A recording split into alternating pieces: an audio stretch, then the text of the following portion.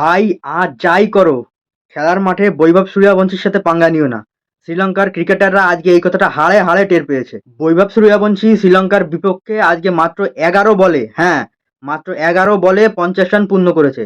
তার খেলা প্রথম 11টা বলের মধ্যে 5টা ছক্কা, 5টা চার, আর একটা মাত্র ডট বল ছিল। আর বৈভব যখন আউট হয়েছে তখন তার স্কোর ছিল 29 বলে 94 রান, 10টা চার আর 8টা ছক্কা।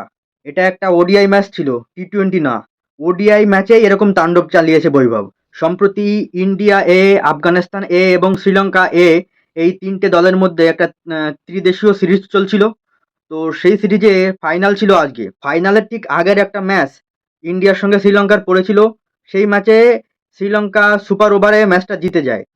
আর তখন শ্রীলঙ্কার প্লেয়াররা বৈভবকে বলতে শুরু করে যে এটা আইপিএল না, হ্যাঁ, এটা আইপিএল এর পিচ নয়। তো বৈভব সূর্যবংশী আজকে বুঝিয়ে দিয়েছে যে যা খুশি করো, কিন্তু বৈভব সূর্যবংশীর সঙ্গে পাঙ্গা নিতে এসো না, ওর পেছনে লেগো না, বৈভবকে স্লেজিং করো না।